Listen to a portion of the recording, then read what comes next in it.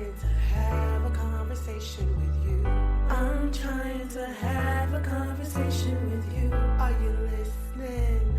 Do you hear me? 'Cause I'm trying to have a conversation with you.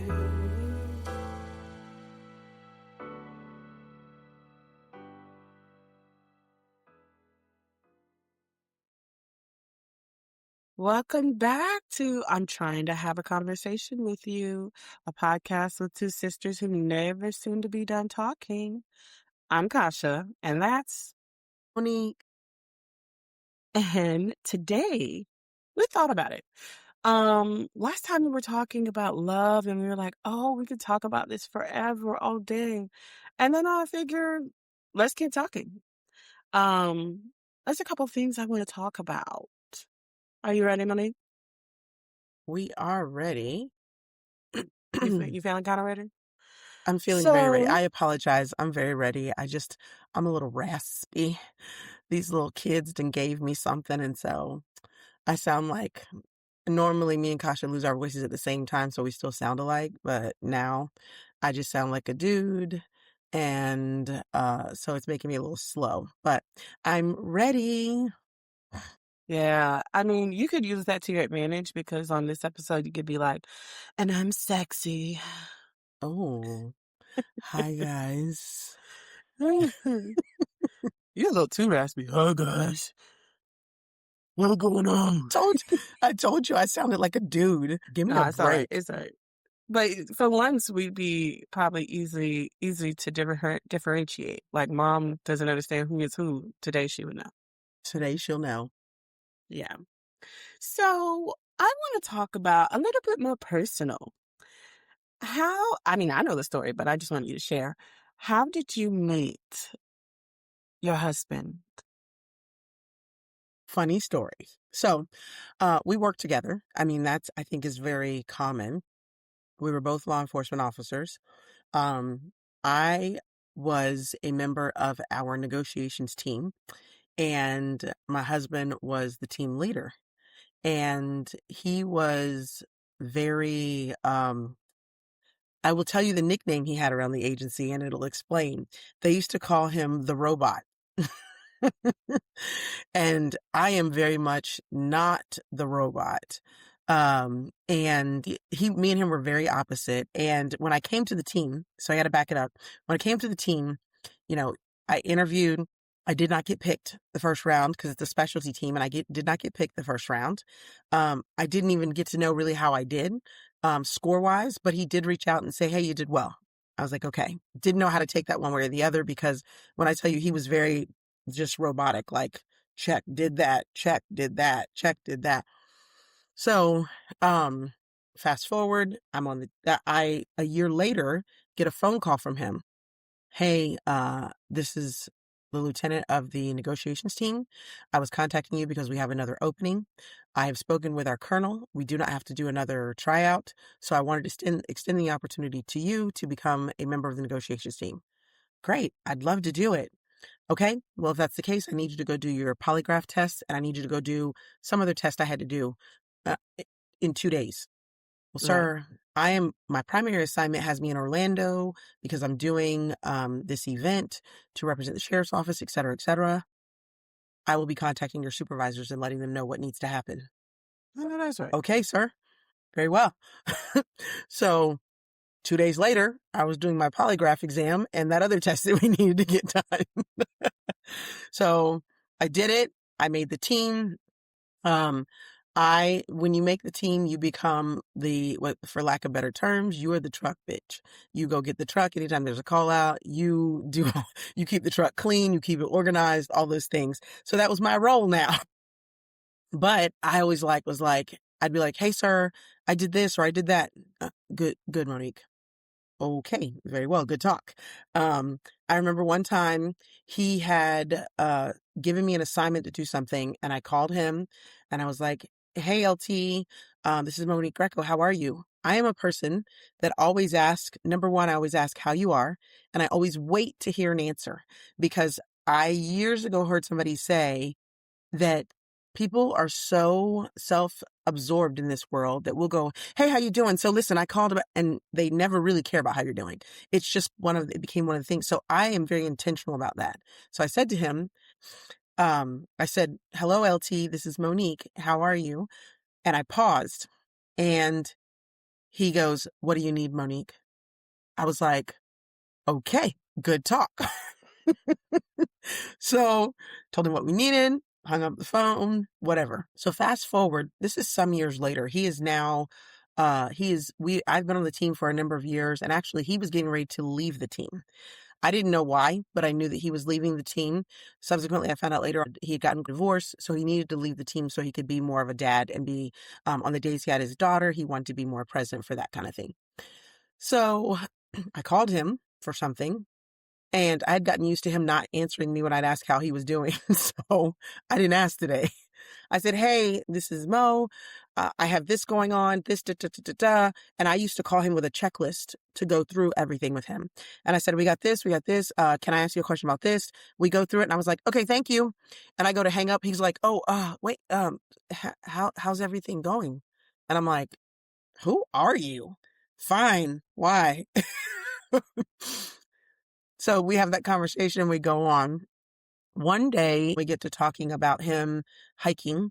And when we talked about him hiking, he said, "Oh, you should go hiking one day." And I was like, I'm the type, I'm always open to try new stuff. I was like, I've never hiked the Appalachian Trail. Why not? And he started sending me hiking magazines. And I remember telling one of my really good friends, this dude keeps sending me hiking magazines and da da da. She's like, he likes you, right? I was like, bro, he's a robot. I have talked to him. No, he doesn't. She's like, okay. At the time, she was married to a guy who they had also categorized kind of like as a robot. She goes, they used to say he was a robot too, and you've seen. And I was like, yeah, I think it's different though. So I blew it off. So we're getting up to where he actually was scheduled to go hike with some friends of his, and he invites me. I was like, I'm not, who's all going? So he tells me it's a bunch of dudes. I was like, nah, you ain't getting me out in the woods hiking with a bunch of dudes. That sounds like the makings of a 48-hour special. I'm good. And he's like, no, it's not a bunch of dudes. It's just me and this one dude. And then we were going to invite you. And I think he was going to invite somebody else too. And I was like, okay, part two question. You ain't taking me hiking so that your wife can now track me down because that seems crazy. And he's like, I'm not married anymore. I got a divorce. I was like, oh, sorry. Sure, I'll go hiking. It sounds fun. So in my head, it's just a group of friends going hiking. Like, I'm like, okay. So we get close to, it was about 2 or 3 weeks out before the hiking date. And I was like, oh, there's a class that's coming up for negotiators because now I'm fully on the team. And there's a series of classes that you have to take. And one of them that I had been waiting for to come up is now available. It's the same week that he wanted me to go hiking. I was like, yeah, I'm not going hiking.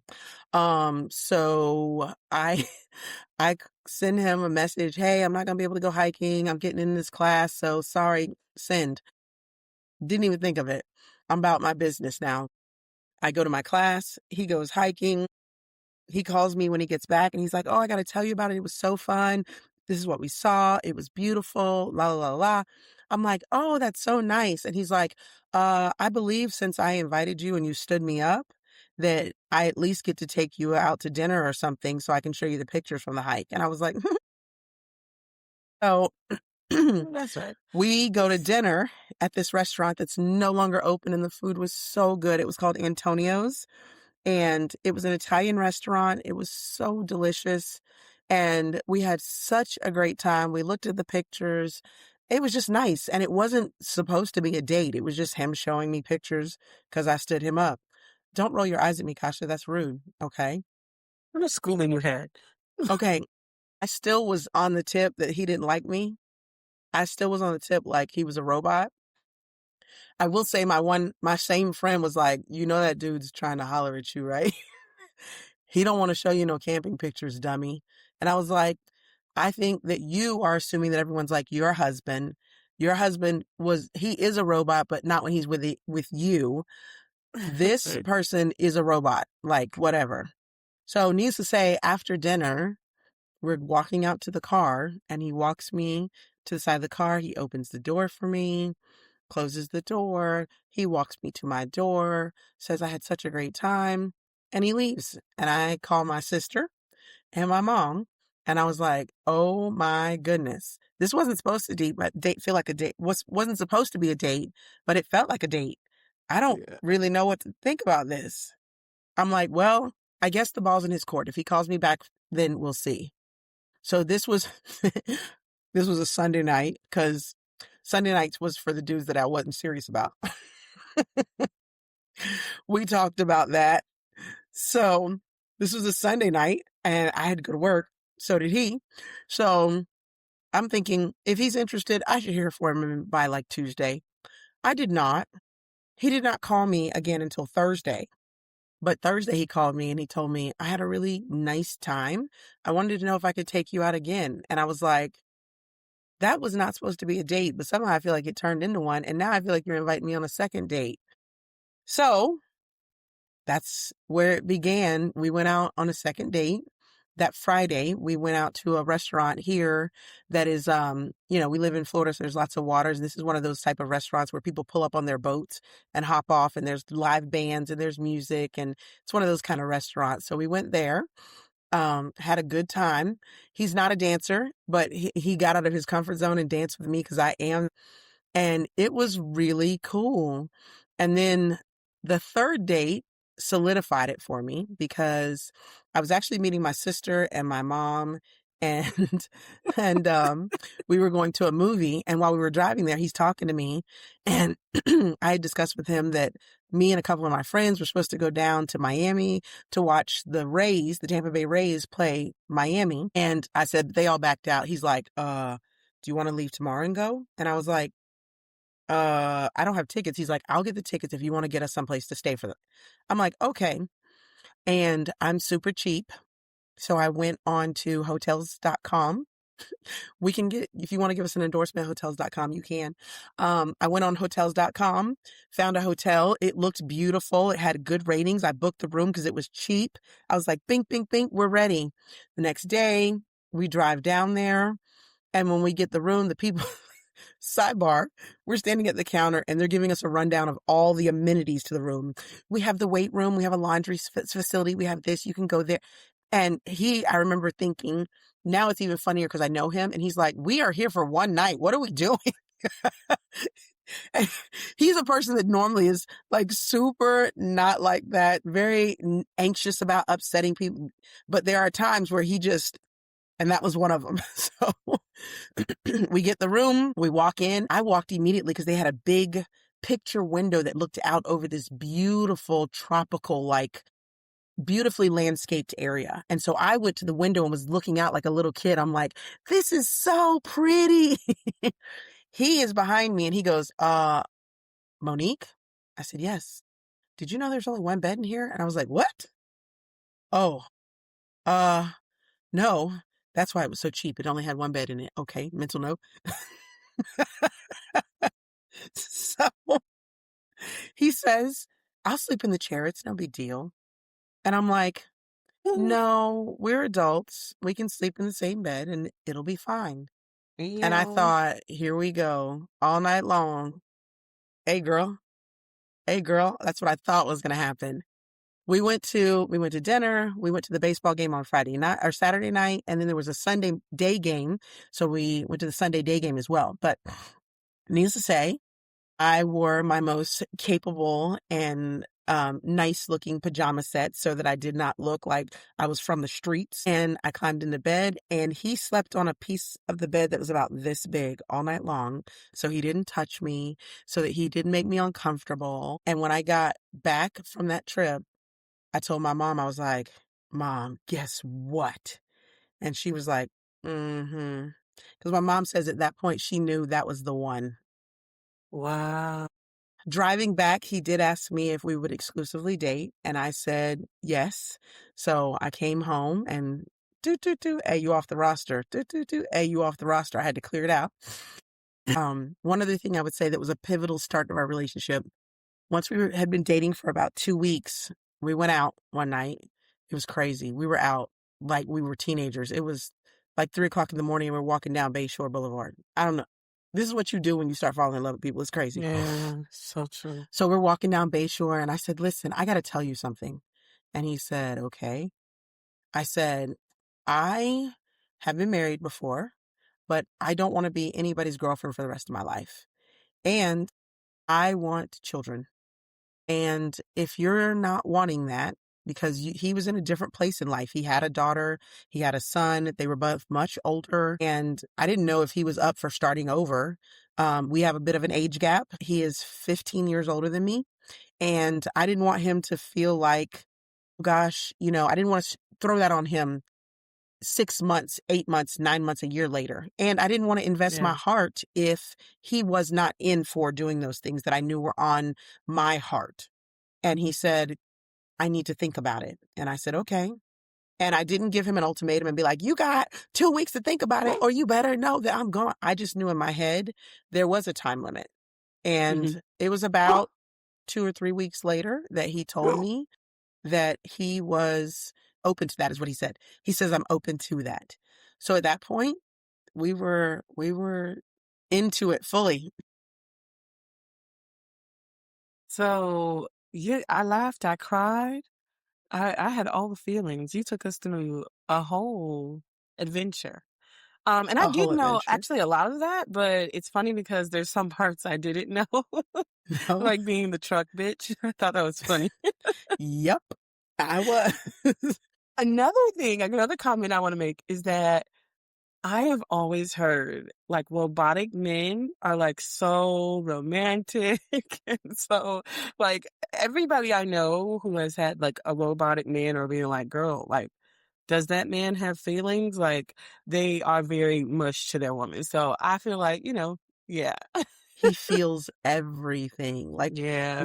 we talked about it earlier, but he is the physical touch. He wants to hear I love you.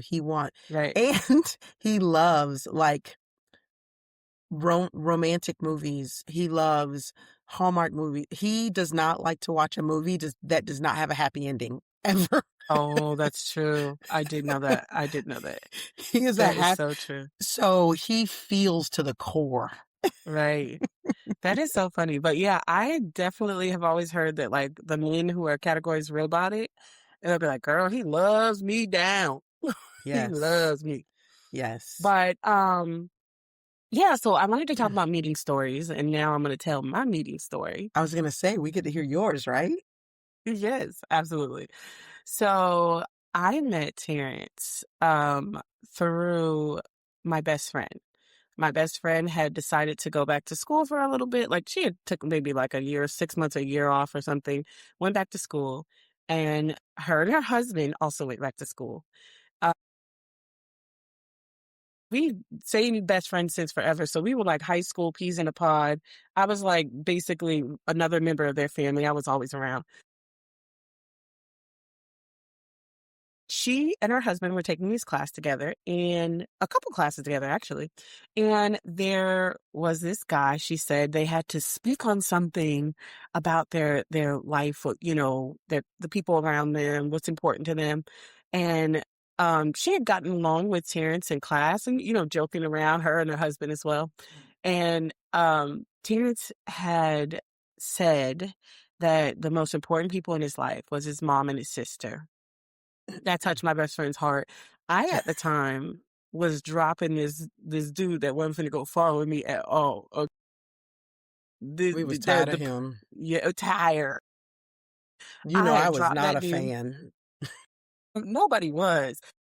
And people were good at like not really making it a big deal of it, but nobody was. They were like, and I had dropped him a few times. So I admittedly, she wanted to know, were you serious this time about dropping him? And I was. It was no joke. She was like, She you was, really y'all. She wasn't playing. she's like, are you dropping him? You gonna go pick him back up, right? And I was like, no, I really am not. So in that time, she heard Terrence talk about his mom and his sister meant so much to him. And that touched her heart. She said, just his interactions, his personality, and with that, paired with that, that sealed the deal. She was like, I have to talk to this dude. I want to hook him up with my best friend. The funny story is, she My best friend, I have 3, but this particular best friend, she's very singular-minded in the moment. She could be like, "Oh, I wanna go do this thing right now." So, in that moment, she was like, "I gotta go catch up with this dude so I can get his phone number so I can hook him up with my best friend." So she runs up to him, she walks up to him and says, "Do you have a girlfriend?" And he was like, That's so her. "What? I have classes with you and your husband. What you got going on?" He was What like, is "Huh?" you doing? And she goes, "No, no, no, no, no, no. My best friend." Like, I would like you for you to meet. I think you guys would get along. And he was like, "Oh, okay, yeah, like, what's she like?" And best friend's always like, "Oh, my best friend's gorgeous. She's beautiful. She's wonderful." She like talked me up. You like, She I is, had, y'all. but She is. I have And cheerleaders like is. in my friend group that it really is not much they gonna say bad about me. So she was like, "Oh, she's great. So she's perfect." She So is. um, she gives him my number.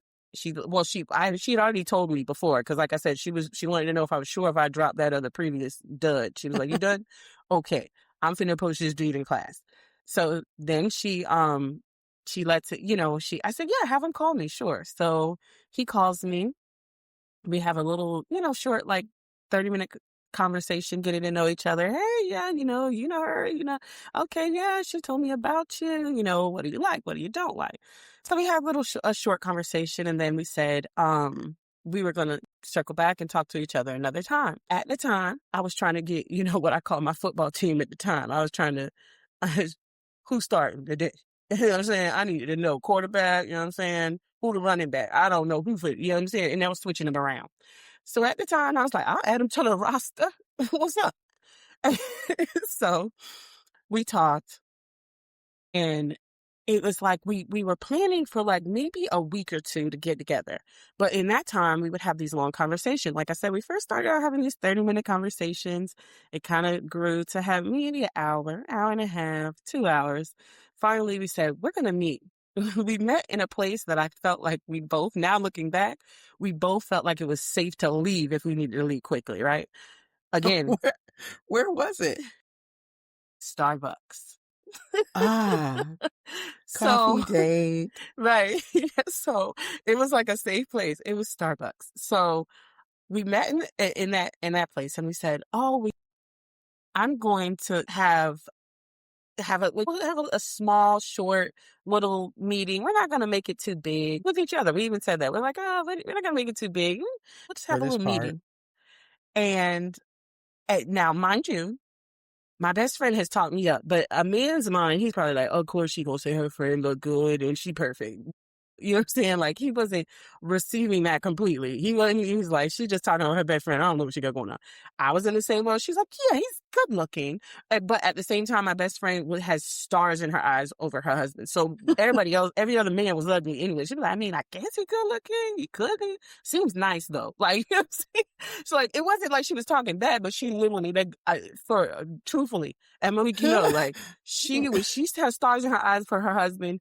Everybody, he the best looking man ever, and then everybody else like, "Oh, what does these other men look like?" Oh, so I don't. She didn't give me a true depiction. She was like, "He's nice, and I guess he good looking, yeah."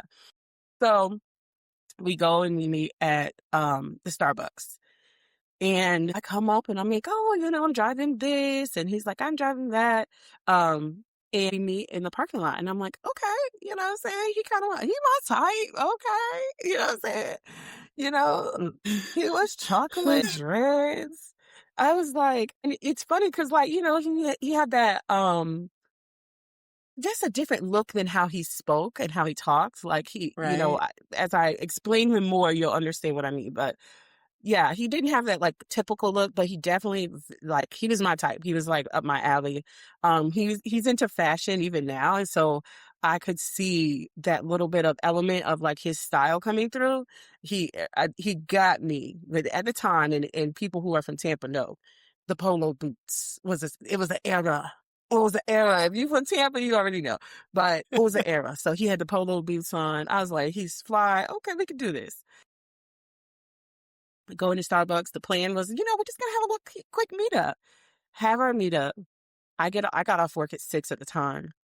Immediately changed clothes. Immediately went there.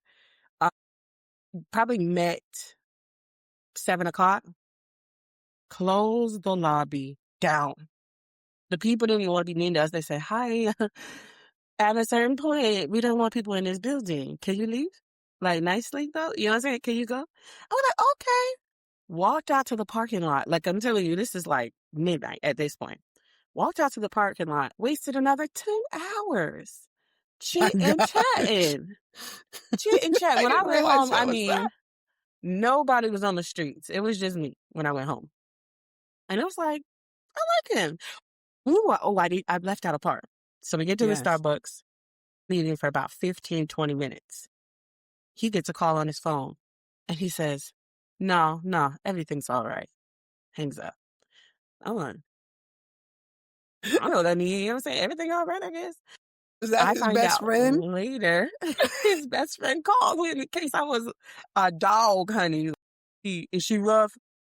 I'm having an emergency. Is she rough? Yeah. Yep. You gotta go. I'm having an That's his emergency. boy. He's like, "Nah, everything's all right. You're not having an emergency anymore." He's like, "Okay, cool, You're bye." fine. Trust me. His best friend's a real one for that one, but he's He nasty at is the a same real time. one. Mm-mm. So That's what your yeah, best friend's we supposed to spent do. He came through. like good looking out, bro. But he definitely like had that a time we chatted, and it was just like our phone conversations were very long. Our date was very long. Going on from there, our conversations got longer after Yes, we they met. did. I used to get off work, and this is the joke. This is why she's trying to be funny.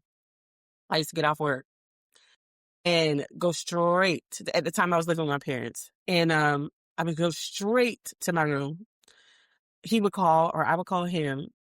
And when people would call me, I'd be like, they're gonna be all right. They'd be all right. They're gonna be all right. Like I'll call them later. And just to let you know, I mean, the rest is history at this point. But dudes I was talking about, I told you I had the football team. When them other players called, I was like, anyways, so what you was saying? This is a nasty word. Let me have been talking to one of the other football players. And he called. Oh, I'm gonna have to call you back. That's cool, but I'm gonna call you back. Let me call you Click. back. Click. So yeah, it was just it was very easy to get into conversation, and I realized early on like exactly why my best friend was like saying, let me put these two together. He very much, and that's why I said his looks don't match always how, because I think, especially for that time, I think people are changed now. I mean, we've been together for like 14 years, but at that time, I think there was still this notion of like what looked thuggish. You know what I'm saying? So he had Right. that look that might have been come off as being like, oh wow, like who's this guy? What's he up to? Thuggish look. But he is a hippie at heart. So That was I the funniest part. yes. So it's very easy to like have broad, wild conversations about, I mean, the universe and just about like the meaning of life and things I And was just not having Ligers. common. Y'all And remember that was, I that? was getting to that. See, you're saying, I'm about to knock you out. And That was yes, my just, favorite. I'm sorry. and that's the thing. We would get into conversations and then reach the point where we were having a difference in opinion at the smallest level. It didn't have to be a big difference of opinion. And we're still like that. We still have to like discuss our points and like, this is why it's this. One of the conversations that Big Head is talking about is that we had a conversation where he was like, about ligers and Tigons and what that meant. Um, and he was like, I think he might have to correct me if he ever sees this, Oh whatever, but my God. I think he was saying that they couldn't mate, which I was like, yes, they can. There are tigers, ligers, and tigons. And it was like, there's one, and you know, don't quote me, but one of them is like the female lion and the male tiger. When they mate, they have like one of them, tiger or ligon. Oh, yeah, tigon or liger. And then if it is like the female tiger and a male lion, that is something different. So we were arguing about that, and I was like, you know what? Like, are you serious? Like, I know, like, Google, you know what I'm saying? I had to get on the Googles. We had to be like that. And we're still like that. Like still to this day. No, No, no, no, here's no. the other Let piece you're me leaving out. Because the whole reason I even knew about this argument is because I called her the next day and she's like, "Oh my God, I'm so tired." I said, "Why are you so tired? Weren't you at home with mom and dad?" I was, but me and Terrence were on the phone till like 4 o'clock in the morning. Oh, what y'all was talking about? Oh, we got in this whole argument about tigers and ligons. I was like, shut up.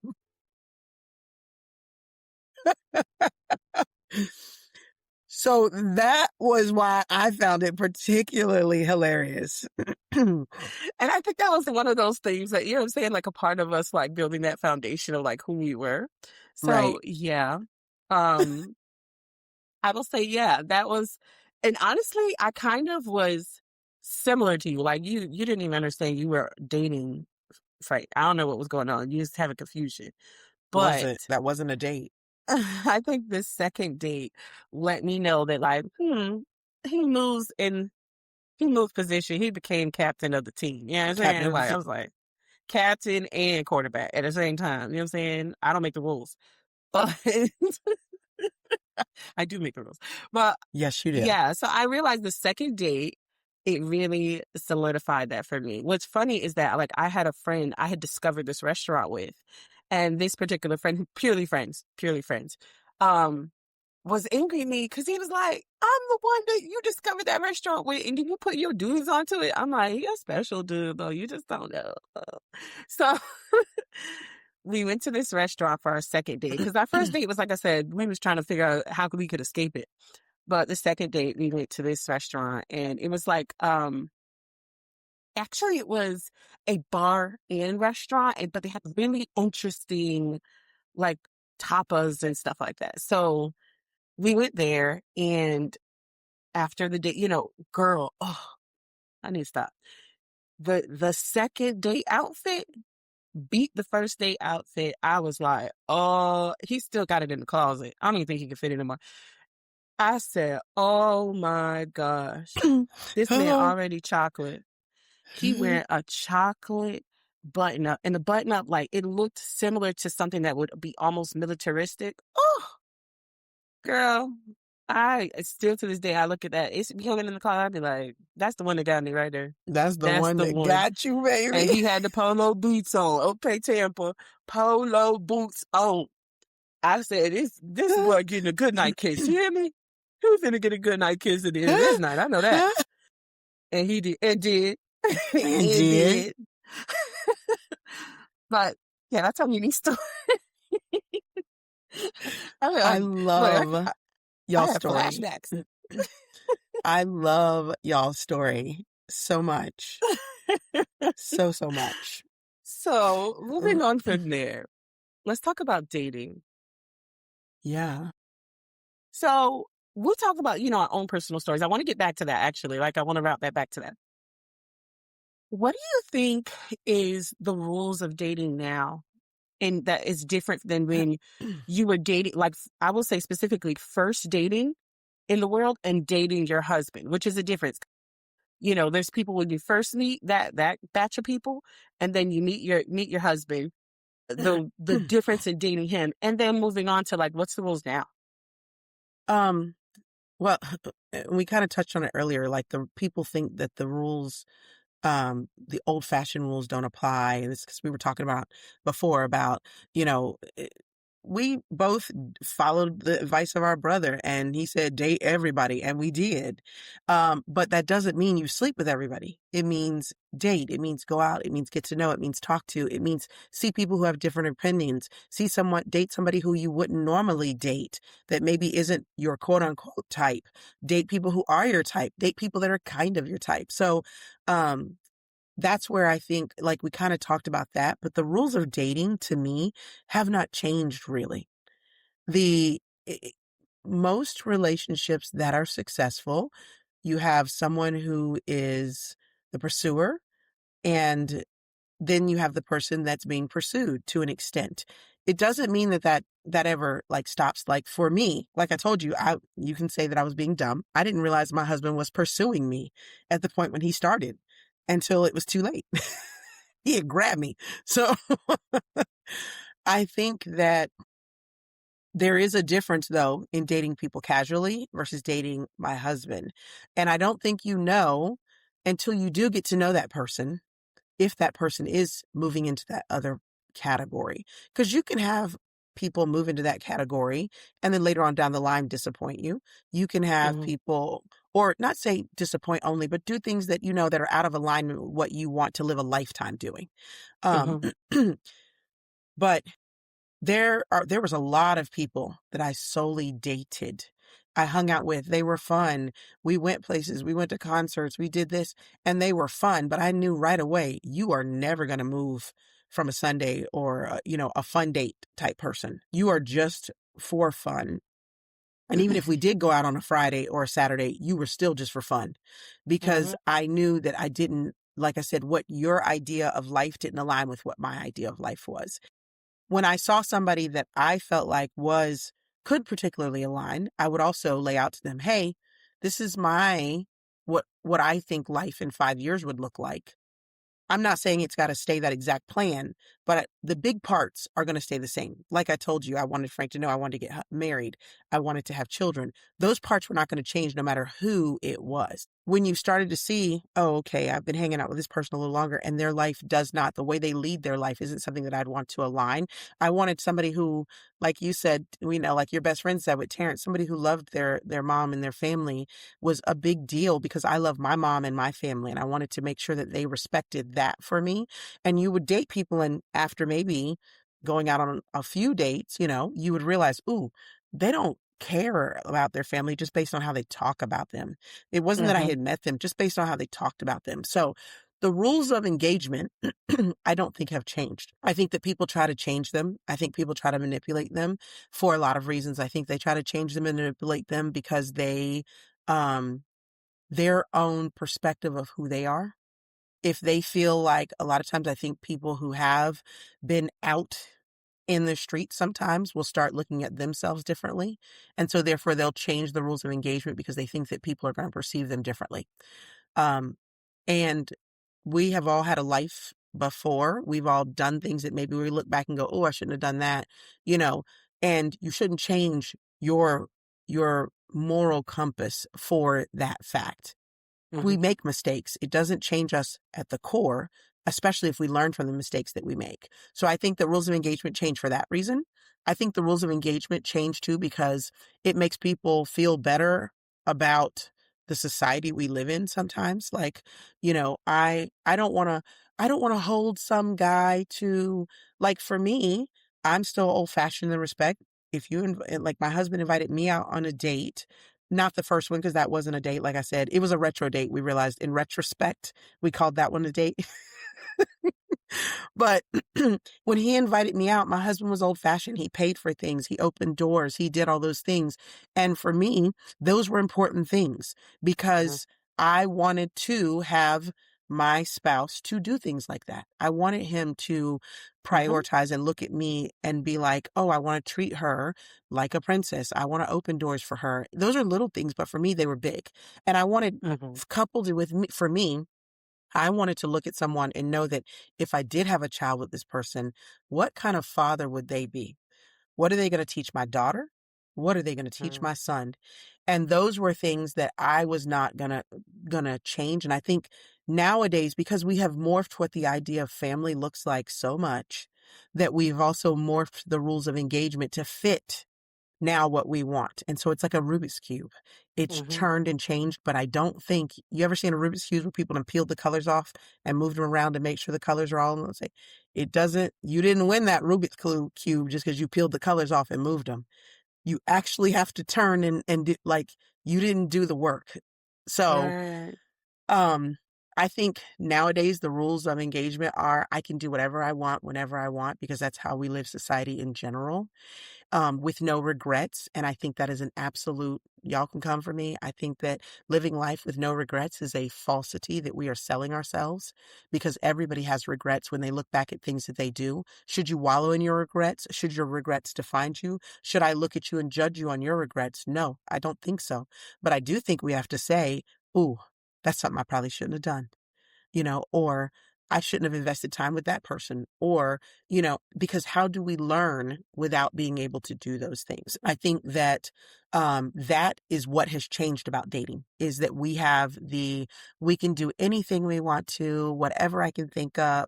It's my business. Nobody can judge me. Only God can judge me. The tattoos and like, you're right. God is the only one that can judge you, but you still have to live a life with some type of morality so that you can look at yourself in the mirror. That's what it boils down to, is you looking at you. Yeah, I mean, I feel like what I've seen changed from when I was a young lady. I mean, I was still young when I met Terrence, but a young lady and just Baby, I'm getting out. still young. I know that's right. You know what I'm saying? What changed when I was a young little whippersnapper, a little jit, like we say, um, till now, I think, especially just being a young person anyways, like you really like there's one thing, like I say, I always tell people, I'm like, my brother gave me a lot of the blueprint. So I filtered out a lot of like BS. You know what I'm saying? There really wasn't an angle where I was pressured into doing things that I didn't want to do. I really had like my brother put me down on game. He was like, they're going to say this, they're going to say that and that and that. If they say that, say this. That's going to run them crazy. You know? So I did. And it was a delight. You know what I'm saying?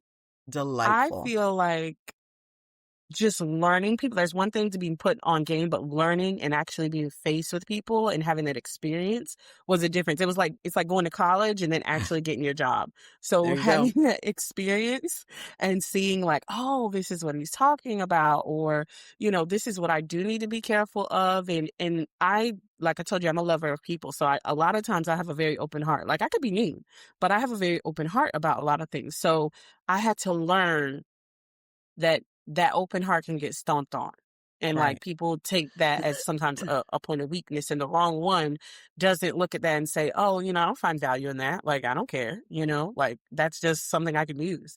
So Right. learning that, um, th- like again, I just touching on the fact that we had to meet people like in physical locations. Like we, I mean, we were just getting into social media when I was getting out into the world. So we had to meet people. It was kind of like sometimes awkward when people were like, oh, I met somebody from online. Be like, girl, that's an axe murderer.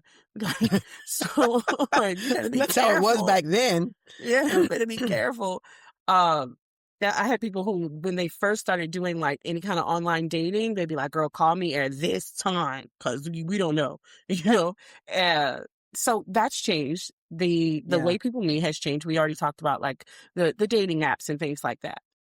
One thing that I know, and I don't know if I talked about this already, but I hear about a lot of the young women saying that, they're not going on dates. Like these boys, young men are saying like they just want to, hey, you could drop by my house if you want to get to know me. And I found that to be boring as all get out, first off. I'm I'm not like, you doing have that. lost your mind. I'm not feeling bored to death and be like, you know what you showing? Like, no. Like, it's just, I don't know if that's like a cheap thing or, you know what I'm saying? Is it an economy thing? I don't know. Y'all gonna have to let me know. But I I think hear it's a a lot of people talk lazy about thing. not lazy too. Yeah. Like you don't have to work for it. No. And I think because of the dating apps, there's ways to be like, get around that. And this has always been a thing though. There's always been a dude who be like, oh, if you won't, another girl will, which didn't work for me. Didn't care. Never. That I'd be like, never get that bothered other me. girl then. She gonna do that. I love that for you, bro. Like she might do that for you. Like me, I'm not the one. And like I definitely wasn't. Yeah, okay, go ahead. You know what I'm saying? That's why I had the team because okay, you ain't gonna break my heart. No. Um, so I think that's one of the big things I noticed with dating, how it changed. I remember, and it's just a little quick story, is when you were talking about being old fashioned. Terrence is 10 years older than me. Not, I don't feel like that's like a huge thing because me and you have that 12-year age gap, and our brother and I like, have the 9-year age gap, and Terrence and I have 10 years.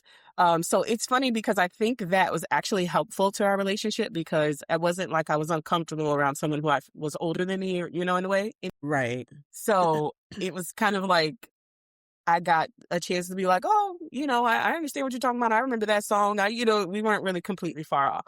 Right. But he did have the viewpoint of I used to always say I'd go Dutch because I didn't want anybody to believe, because I didn't know how people were. I didn't want anybody to believe that they were owed something. I'm getting to know you. I don't know if you think, oh, I'm spending all this money on dinner. You gonna give me something? You know what I'm saying? I'm like, well, you can get cut, ma. I'm like, don't put me. Uh, I ain't want to cut nobody. Oh, just to avoid problems. I decided Saving that I was them. gonna go Dutch. Like, and I would say, I'm like, we both want to be on this date. We both can do this. Yeah. He said probably about our third date. He says, can you stop, just paying for your dates? And I'm like, why? He's like, cause, the fact, I mean, I think that's honorable. I like it. That's nice that you want to go Dutch, but it just makes me feel like bad. Like you just need an escape. So you're just like, oh yeah, like I'll pay for myself so I can leave if I need to. And it's like, I just, I want to treat you. I want to do those things. And he's like, I was like, oh, I never thought of it that way. So I definitely stopped going Dutch. I still don't go Dutch. I still I don't go don't Dutch. either. Every now and then I do something. I'll be like, let's go this place and let's go. I I know he'd buy regret gifts that for my conversation he husband. had to me. He was like, I always got to pay when we go out. Is she crazy? Yes. Yes. Yes, you do. My But husband yeah, makes so jokes now that we're married. He'll be like, I'll take you out to dinner. I'm like, it's the same. It's our debit card. Stop. look, I respect that. I think that's cute. He said, I'm holding the debit card today though. That's what he Just, says. just to run hold. I'm holding it, so So I'm paying. we talked about meeting. We talked about dating rules. We kind of went into our own dates and our adventures with our men. What do you think was the thing or the things that made you fall in love? Like, do you remember the day or the specific thing you're like Yeah. clicked over? I can What was tell that? you for me, there was a couple of things. One, I told you the trip when we went to Miami to see the baseball game. That was a huge one Hmm. because he had been, I had been dating, I had been single now for, oh gosh, it was probably 3 or 4 years. Um, and I had, yeah, because I got separated in like 2007, got divorced in 2008. I did not start dating though until my divorce was actually final from my first husband. So I had almost a year where I was technically single, but for me, since I was somebody else's wife on paper, I did not want to still violate that. And Right. I didn't start dating until then. And so it was about 3 years. And I had dated a lot of dudes, and there was a lot of them that there's no way that I could have been in a hotel room with them without having to fight all night. What you mean? Why you ain't, like that kind of conversations. Um, so that was a huge point for me. Another point was I remember I at the time was working as an undercover officer. And so I would work all kinds of crazy, weird hours. And he would always, didn't matter what time it was, he'd be like, call me when you're on the way home. I just need to know you got there safe. And I was like, it was a very sweet thing. And especially coming from the idea of, I'm a cop. I carry a gun. I fight people. This is what I don't need you to check on me to get home. But for Mm-hmm. him, I felt like he was putting me in a different category than just somebody he worked with or another cop. I was something that he wanted to treasure and make sure I got home safe. So that was a big Yeah. deal for me. That conversation that I had with him um, about wanting to have kids and wanting to get married. Shortly thereafter, he asked me if I would go to church with him because we would go to church on Sundays, but we would go to different churches. Mm-hmm. And I went to church with him. And it was probably about our third or fourth time going to church. And my husband's name is Frank. And there was a couple that he had been going to that church forever. And he said, I've never seen this couple before. And they had a little boy that was probably 6, maybe, and his name was Frankie. And I know that because the parents had to keep calling him because Frankie kept sliding over and sitting next to us. And Frank, after that day, we left there and he goes, I think I'm open to kids. And he said, because I feel like God just gave me a sign with that little boy. And I thought, here's the man that's God fearing and that makes his decisions based off of what he thinks God is showing him. Here's a Mm. man that I could be in a hotel room with and I didn't have to fight with him. And here's a man that treasured me, by saying like, I want to make sure you get home, even though you are that tough chick that does all the things. So, those were my things I think that made me go, I would like to see where this goes. And I told him like about the marriage thing. And when I told him about marriage and kids, in my head, I had a timetable as to when I knew that if he had not proposed to me, and I've told you before, if he hadn't proposed to me by this date, I was going to tell him, hey, we had a great time and I really enjoyed it, but I feel like you're not really wanting to move on. And that's okay. So I'm going to Yeah. go ahead and I'm going to allow you to live your life. And I was going to call it quits. We got the month and year of my like time frame. We got married. That is so funny. Did he know So exactly that time? no, he did not know. I never told him. That's hilarious. I never told the timetable was for me to know, not him. Well, I know that's right. Mm-mm. Because I didn't want him to ever feel like oh, well, you, what's the word I was looking for? You, like pushed me or you, gave me an Pressured, like, ultimatum. That's the oh, word. yeah. Yeah. I never wanted him to be like, I gave you an ultimatum. I just knew in my head that once we hit this point, it would have been 2 years of us dating. If he hadn't proposed 2 years into us dating, he wasn't going to. And Mhm. because I say, and I don't think that applies to everybody, but I think for us, we were older, we were set in our careers, we were set in our Mhm. lives. So you Yeah. knew what you were willing to do next or not. And if he wasn't after 2 years willing to make that next step, I was okay, but I was going to cut him loose so then I could live the life that I wanted to live. I know But that's those right. were the 3 things for me, like, knowing those 3 things made me go, "Wow, this is really, really cool." So Yeah. those made the light switch come on and go, "I think I'm gonna marry him." I think I'm gonna marry you. Um, I would say the thing that made me fall in love with him, it was very easy to see how like what my best friend saw in him to say like Right? she wanted me to meet. Like she's like, yeah, I could see you be similar spirits. Like I could say that there's similar things. There's things that are very opposite about each other, Right? but there's some things that are very similar about us, in spirit. One of the big ones, which I initially, I didn't like pour myself into the feelings until he meets my family. Right. He met my family, which went well. That was fine. Um, but a part of him meeting my family and then seeing him in other situations, I would see that he could talk with others. I had left a previous relationship where this one was very closed off and didn't like to talk and didn't like to express of any. So I love the fact that Terrence had was big and bold and big and bold in conversation. He reached for connection. That's someone that I Right. love about him. He reaches for connection. You could be a farmer in the middle of Minnesota and he's going to say, what team you go for in football? What's up with it? Oh, you like it? Oh, okay. Yeah, yeah, yeah, yeah. I think so. Or like, how would you put seeds in the ground in Minnesota? Because I know, I mean, in Florida they be doing stuff, but what would they do in Minnesota?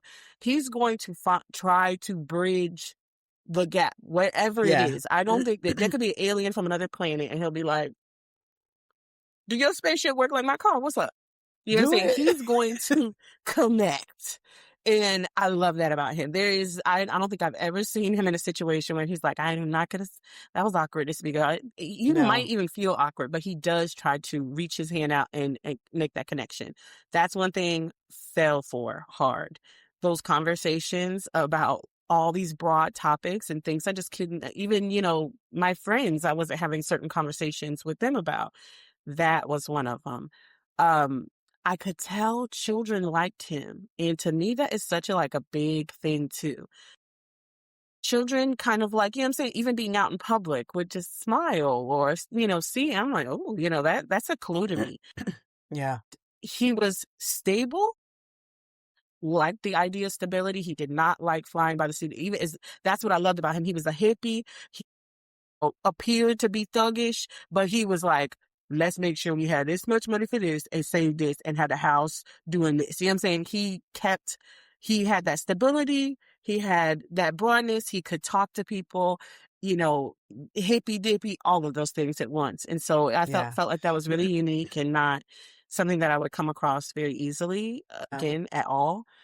And when I definitely seen like, and just hearing his conversations when I got to know his mom and sister, that he cared for them and that he had that connection with them, and how he talks about his own family. Like his family's not exactly, not his entire family is from our city. So we would, just talking about having that distance with family and still keeping up and things like that. I thought that was like really awesome about him. So Yeah. I think I will say too, there's something that Excuse me. there's things that you initially fall in love with, and then there's things that like make you grow. 100%. 100% having children and seeing him be a father. Oh, ooh, I mean, I was like, okay, like you you're want to good. swoon, girl. I said I respect, like, especially like that hippy dippy side of him when we had our children, and the fact that the doctor's like, oh, skin is important. And he's over here ripping his shirt off and like, okay, I'm gonna put him on. Where you want me? No idea. Fit him on my pecs, wrap him with this blanket. Okay, I got him. And a lot of dudes would not have been down with that. That's Man, like I'm not. amazing. I never did skin to skin with my kids. He did the skin to skin. That didn't Shut happen with up. me. I had no idea. Yeah, so those are the That's things I'm like, so "Oh, these kids sweet. mean the world to him. I like that." Oh, yeah, just he was the first ones to do those skin to skin, wrap him in a blanket, putting that effort towards him. The way he would stare at I'm about to get emotional. I'm a G. Wait a minute. No, go ahead, I'm a get it G. out. It's okay. It's okay. It's okay. The way It does he it to you. would, I was like, "Oh, I'm a G. Wait a minute." The way he would look at our children when they were little babies and stare at them made me be like, wow, like I did it with the right one. Dang it. I'm a G. When you're talking about that is one of those things that like Ooh, men have no idea the pull they have on our hearts. ooh, When you look at okay. our babies and you take care of them like that, whew, it is one of those things that you can't even explain how your heart like you your heart grows, it feels like, for Uh-huh. them because like how do you it you can't articulate it in words. That's the thing. It's just like watching your husband, your spouse with your child. It rocks you. It Yeah. does. That's why I was like, Even if I even did if you're it a with the stone right cold one. killer, Kasha. Yeah, I'm a G winner. Okay. I did it with the right one. And Yeah. I knew that in those moments. I kind of knew what kind of person he was. I saw how he, like I said, children liked him. And I saw his relationship with his sister, who is also 10 years apart from him. So I thought that was like really hilarious. They have that age gap as well. And the love and respect that his sister has for him, like he was so important. Just like in the same way, like you were like, oh, I used to push you around the neighborhood and things like that. He was the babysitter, and he was, there for his sister, and her growing up and how she respects him. That let me know. I'm like, oh, there's something to it, And Yeah. I think having a guy who grows up around girls is a different thing as well. Like when you talk about the Yes. robot man, there's dudes who, grow up around other dudes and are soft for their woman, but there's also a sect, and I think our brother falls in this category, and so does Terrence, of being dudes who are used to being around women. I Yeah. love that because there's not a lot of things that shock him about me being a woman, and there's certain things that I Yeah. tried to like hide from him, like, oh, I'm a woman, sorry, it's this time of month, and he's like, okay, like Okay. put on a pad, like, Yeah, do like what you need it to was do. not like it didn't like blow him away at all. So I loved that aspect. That was another layer. And like I said, you fall in love initially, and then there's things that just bring you deeper. So those things of like being a woman and not having to explain about being a woman, and not having to have a just like sometimes just the hormonal changes, the things like that. He never. I remember having birthing one of my children, and he was in the bed and like, oh, okay, coming out. What's going on? So I thought that was there's a lot of beautiful things in that way. And especially Yeah. those layers of having children that bring that as well. I'm Yeah. a G, so I'm gonna move on. Okay. I will tell you though, before you move on, having kids with the right one, it Yeah. makes the love that you have for that right one grow 100-fold. And Yeah. like even just the other day, I said to my husband, I always knew that no matter what happened with me and you, that you would never ever sacrifice the relationship you built with your son.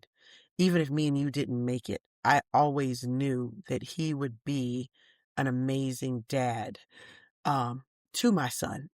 And um I didn't mean to make you cry more, but I just knew I knew because I knew how he was with his children that he had already. I knew the fight that he had had to make sure that he was there with them, even while being a cop, working 12-hour shifts and doing all those Mhm. things, that he made it priority to be there for everything.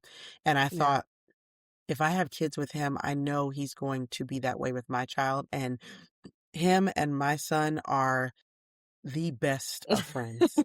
Like he keeps him in line. If he really has to step Yeah. in, he will step in. But Yeah. my goodness, like my son acts like if he can't, oh, where's dad? Dad went out of town. Oh my gosh. Oh my gosh. When is he coming back?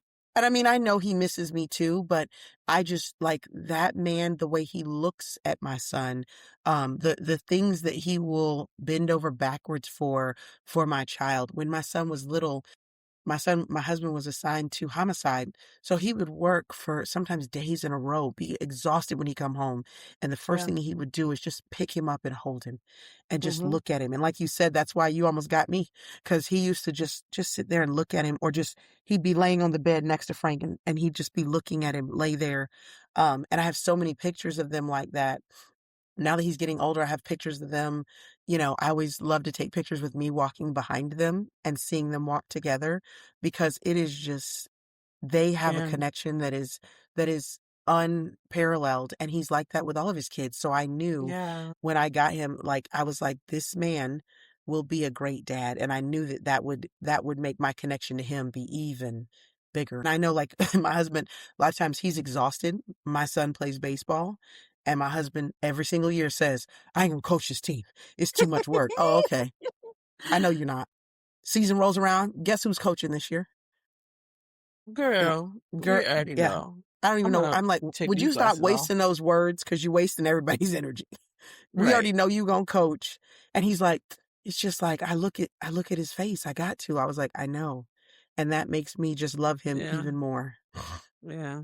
So, I definitely whew, say that it grows and it's different. At the time when I had them and they were young, I was like, oh, I could have about 7 of his babies. But the other thing that both of us hippies begin to understand, that it's not just like picking flowers with your babies and like putting them in your hair mhm, and then telling them about the trees and the universe. It's a lot of work and actual guidance that you have to put in. And so we understood that, like, yeah, we're probably not going to have that many, so we only had 2. I feel Um, like y'all could try for one more though, just one more. no, we're good. We good. We're getting back to hippie land now. We're like, can you talk about the stars now? Like, You could talk about the stars with another little baby laying between y'all. oh, they was loud. They used to be crying, and we'd be like, the stars, what? Where is the formula? I can't hear you. So, girl, you got my Ah, glasses off. I'm finna switch sorry. gears. Sorry. I'm finna switch gears. Let's switch gears. Yes. No more crying. We're crying. No, we're crying. So we talked about dating, and we talked about falling in love. We talked a little bit about in the previous episode about marriage. Yes. Can we talk about marriage rules? What would be different between dating rules and marriage rules? I think marriage rules have to adjust because now you're living life with somebody. Hmm. And I think respect has to be the number one rule, because when you live with a person, you realize all the things different about that person. even if you were like, "Oh my gosh, we basically live together." I love when people say that. It's not the same. Basically is totally different than living together every That's day and operating as a unit to get yeah, things yeah, accomplished. The yeah, day-to-day cooking dinner, making breakfasts, the day-to-day getting kids, who's picking up this kid, where are we going there, how are we doing that? Do you want kids? How many kids do you want? All of these like things that you have to now try to navigate with this person that you live with every day and who is going to yeah. get on your nerves at some point. 100% is going to get on your nerves at some point. And figuring out, like, what do you do when they do get on your nerves? I will tell you something my sister taught me. She will tell me a lot of times, Monique, that's a first child argument y'all having. Because both me and my husband are first children in our family. She's like, I would not even care about that. We get stronghold a lot of times about things that it's just because I want to run the show, he wants to run the show. So I've had to, after she told me that, I started to make a point to try to learn about, does this really matter? Is this a pet peeve of mine? And if it's not, then I'm not going to blow up my house for it. Now, Mhm, if it is a pet peeve, now it's a constant learning. I'm learning how to better communicate with my husband to get him to respond. I'm mhm, learning how to make sure that I'm listening when he's telling me things and not being like, oh, you just, like that kind of thing. And it's constantly learning. So that's where I say marriage rules are respect and flexibility. You have to respect each mm, other and you have to be flexible enough to change and morph because the person that I married is not necessarily the person that I am married to now. mhm, And the person he married is not necessarily the person he is married to because mm, you are different when you add kids. You're different when you add multiple kids. You're different when you add dogs. You're different when you add a home. You're different when you add car payments. Like all these things will change how you are. And you have to learn how to be flexible enough. Like, this is a funny example, but like my husband now that we've been together for a while and he loves nothing more than to annoy me. It's just what he likes to do. And sometimes I'm up for it. Other times I'm like, I'm going to murder you. You need to stop. And I have to show this because he sent this to me the other day because I bit his head off because he was getting on my nerves.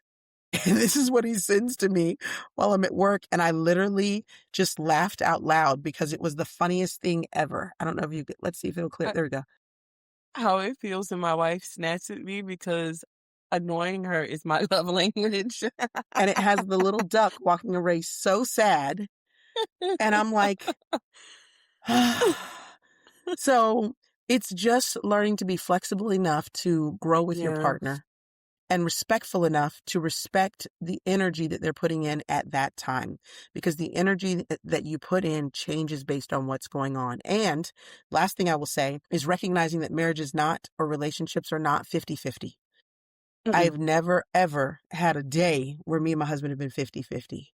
mhm, Sometimes it's 75-25. Sometimes it's 80-20.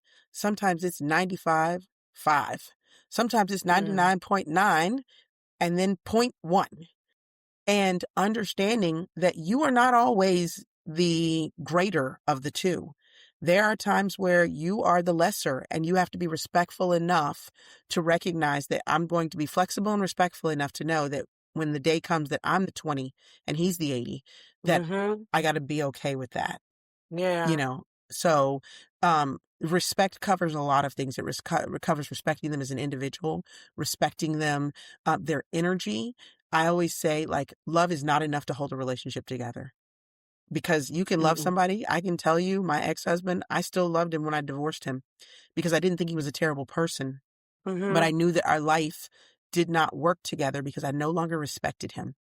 And that was it translated into me talking to him in a manner that I shouldn't have as his wife. It translating it into me treating him in a way that I probably shouldn't. I know I shouldn't have, not probably. I should not have because I didn't respect him anymore. So marriage yeah, requires all those things. Understanding the percentages are not 50-50. Understanding that respect covers a gamut of things and that respect trumps love and understanding you have to be flexible in that relationship because mhm, when you're dating, everything's cute. You can still yeah, walk away like, oh, when he annoys me, it's so cute. Fast forward 12 years later, I'm like, if you do that one more time, I'm gonna bury you, and they're never gonna find your body." And then he You walks got away one like more a little time. sad duck. You got one more time. So So it's fucked up to me. those would be the pivotal rules I would say for marriages. Yeah. I'm still gonna weigh in as a common law. Absolutely. Get in there, common law. Me and the hippies in our common law marriage. Um, I feel like the thing is, it's a constant learning process. It's something one of my best friends say as well that says, "Oh, I'm not the same girl that married him.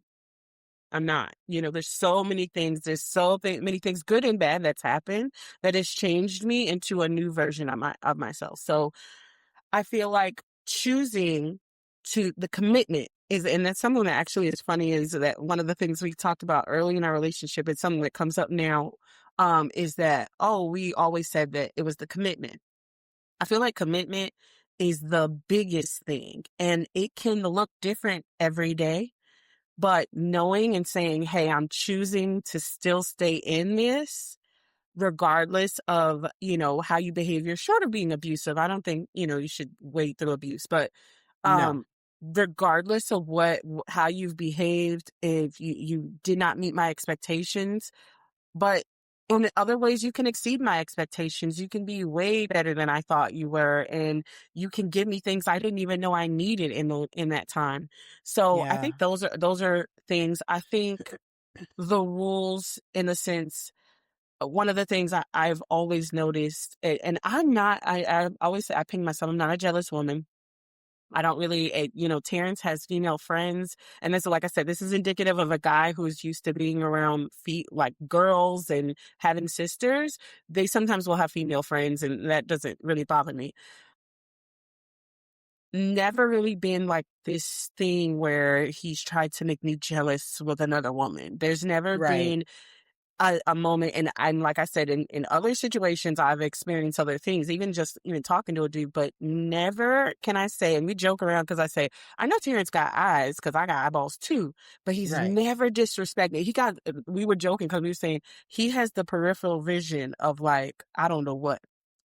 We went out to a nice restaurant one time as a family, and mom says, "Oh my gosh, what is that girl wearing?" He said, "I know, this girl was way over here, Monique, way over here." He was like, "That is short, isn't it?" That She is said, "How did you crazy. know?" Girl, I said, "How you Oh, I do?" saw He it. like, and she had legs for days. So I was like, "Look, you know what I'm saying? Get your Yeah. look." You know what I'm saying? But he never, it was never a turn, a look, or whatever, anything like that. So I never gotten that Right. disrespect, never felt like that type of insecurity. So I feel like that just common, like you said, respect, that commitment. And then the other Yeah. thing, and it's the thing that I think we are in constant learning, especially in our relationship, is how do I communicate what I need, and how can I communicate what I need him to understand about me, and how can I look for and seek out what he needs, and what do I need to understand about him? So it's like a constant learning process of just getting across to each other, and I think that's one of the things that should be a rule at all times, is that you should Yeah. always be trying to figure each other out. Yeah. Oh, Keeps it going. It keeps it, like, where you are interested if you are putting them at the forefront in that way. And yes, they're 100%. aggravating.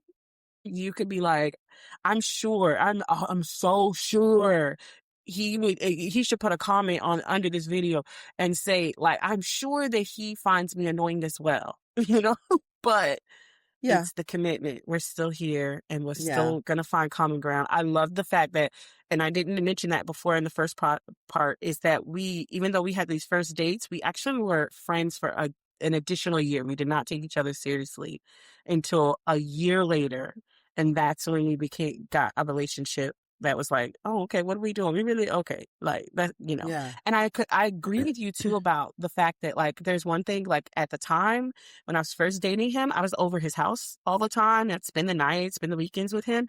And it's like, I mean, basically, that's cute to cook eggs for your little boyfriend. But when you actually have to make decisions together and be there and figure out what you're going to do, and actually have to make these decisions together, because you're like, there's no other option. You share children, you share a home, you share all Right. these things. It's a different story. Dating is easy. Marriage is where it gets hard because of those things, like you said. It has to be a constant learning, and I think that's where we have a lot of people who fall out into divorce because they think we've been dating all this time. Now we got married, so here we go. Now, and it's not that way. It's really that's when it ramps up because you have all like what you just said. It's a constant learning experience. It's constantly learning this person over and over and over because the person you married, their life experiences are going to make them different. That's it. I want to switch gears because you mentioned something that I wanted to get into is what happens when love ends, right? So it can be on a lighter note. We talk about the fact that you could be dating and you're like, oh, I'm no longer dating this dude seriously, or what have you. And also it can be a heartbreak of a long-term, boyfriend and things. And then there's divorce. And so, you mentioned that you weren't even out of love with your ex-husband when you divorced it, but you realize it's a point I wanted to make is that love is not enough. So love is wonderful. We get butterflies in our stomach and things like that, but you can decide and say, listen, I can love you from afar. You can go across town, across the country, and I'll still love you as a person. I don't want nothing bad for you, but you're just No. not for me. Yeah. So, in talking about that heartbreak, um, obviously we've experienced heartbreak. What is your experience with heartbreak? How did you think you got through those things? For me, I leaned on my family and friends a lot because heartbreak, it is tough. And heartbreak is different depending on what depending on who the heartbreak come from. If you're talking about an intimate partner heartbreak, it's tough. But if you're talking about like your heart gets broken because of your child, I don't think you ever recover.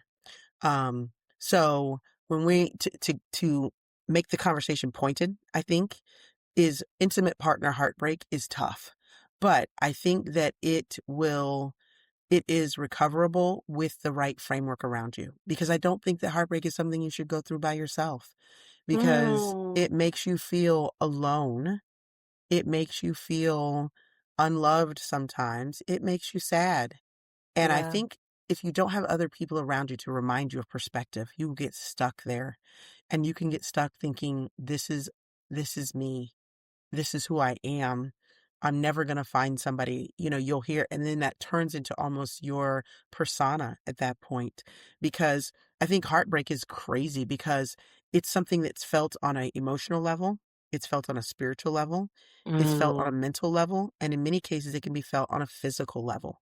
You can physically feel pain in your heart when that in those first couple days, hours of somebody breaking up with you that you truly thought might have been the one you know, or like in my case, watching my marriage crumble. This was my high school sweetheart that I had married. I met him when I was 13. We got married when I was 20. And he had literally grown up around my family. Like mhm. he was part of our family on top of it. And we had been married 8 years before the divorce came. And it was very, very difficult. And it was difficult because I did also have to share with my family, like, this is what's going to happen. And now we have to like uncommingle our families because we didn't have Mhm, kids, thankfully.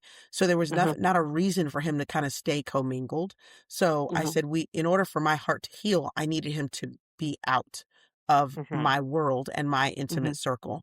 And thankfully, my family, they honored that with me because at the same time, I know they loved him.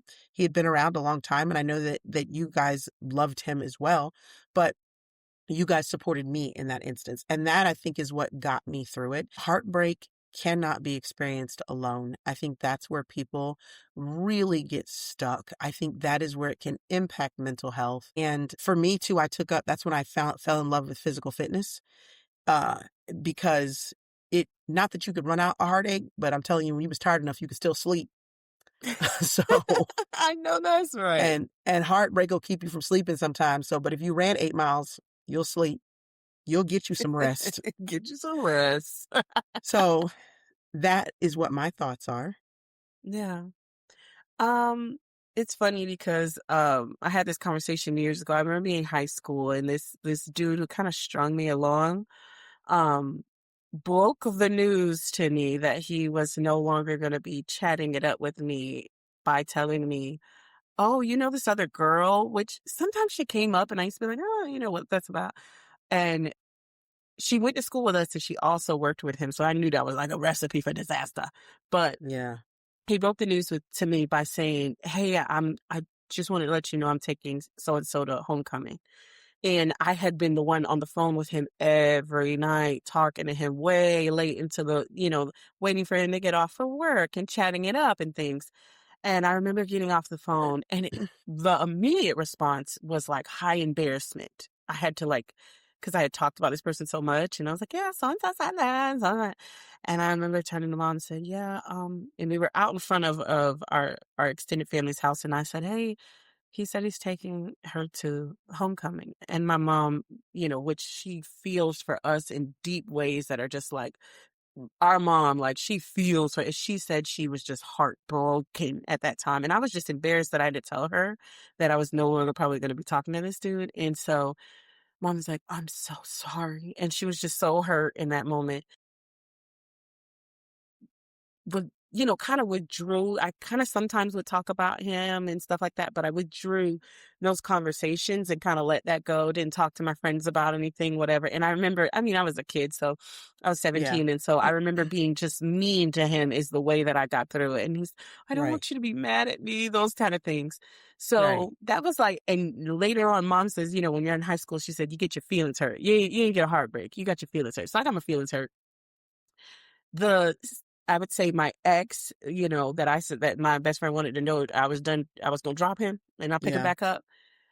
It was a series of heartbreaks. He disappointed me all the time, and so it was a series of heartbreaks. He disappointed me, embarrassed me, and do these things, and I remember, like, slowly having heartbreak.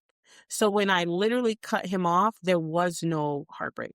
It was like Oh, all those little times he had disappointed me, he had already I already dealt with heartbreak in a very slow way, but when I right. literally cut him off in the end, I did not tell anybody. I didn't have I a know. conversation with anybody about it. I was like, "We're gonna think about this. I'm not getting any other opinions. I'm not gonna decide, based on what somebody says, right, wrong, or indifferent." I will say the circle around me, my family and friends, they were really good at just supporting whatever I wanted to do. And so sometimes I didn't hear the worst of him until I was done with him, even from friends. They're like, yeah, I hated his ass. Like he sucked.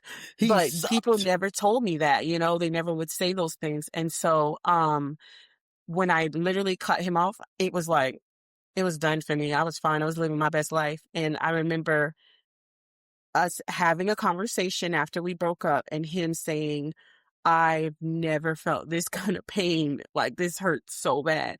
And I could empathize with him, but not enough to be like, oh, I would want to be back with you. I empathize with him as if another friend was going through heartbreak over someone else. I didn't even it Right. wasn't like, oh, it was me that he was sad about. It was like, oh, you sad about somebody. Um, Well, that's so yeah, sad for like I you. hate that for you. So that type of heartbreak was just a little different because I think the first time he hurt me was like such big blows. And then, like I said, it was a series. There were like 5 times that I was just like, Right. oh, we're breaking up. So by the time I really broke up, I was like, he gonna be all right. He gonna be all right though.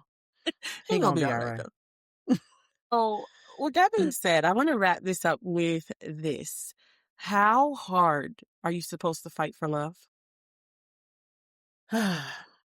I think that if it is love, you are not being harmed. Like you said earlier, I think if you have an issue where you have somebody who has an addiction, or you have an issue where someone is abusive, physically, emotionally, and not, and y'all don't come for me, not the, oh my God, I'm triggered, I'm this or that.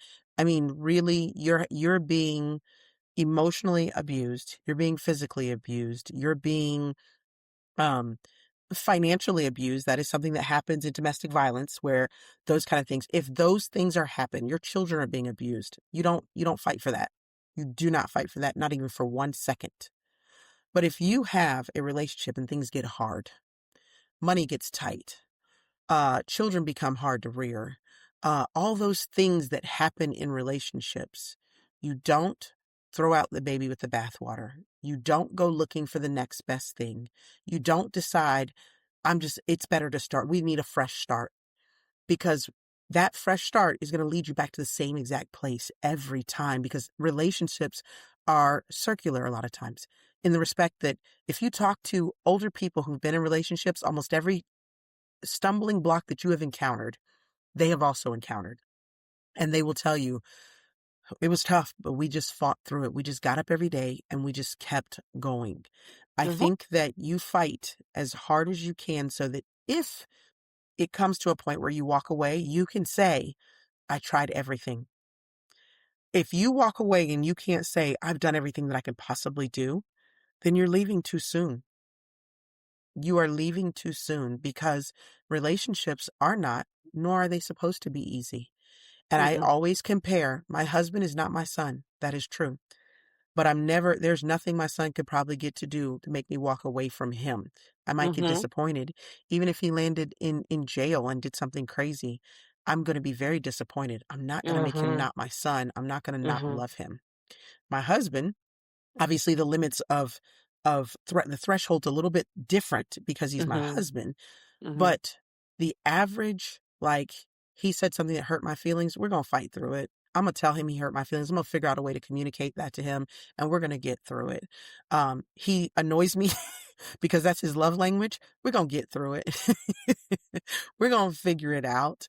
I will say to him sometimes when he's driving me crazy, we have two things that we'll say to each other. One of them is, I need to miss you. I need to miss you right now. So that means I need I some like time that. away. I need to miss you. I Um, like that. or our other one, and neither one of us smoke or drink beer really. And we will say, I'm going to the store and getting beer and cigarettes. That means I ain't never coming back no more. Facts. I You say have that to too. have those outlets, but you have to also, the other thing is you have to take breaking up off the table.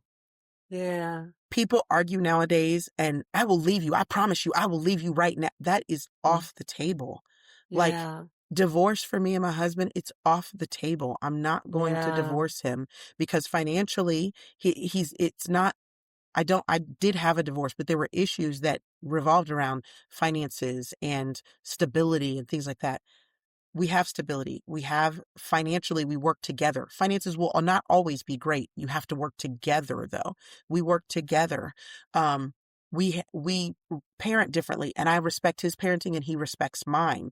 We have Mhm. to, like, unless he bumped his head and started abusing me or like then it would be different. But right now, nothing is going to make me put divorce can only be brought onto the table for things, in my opinion, that violate the Bible.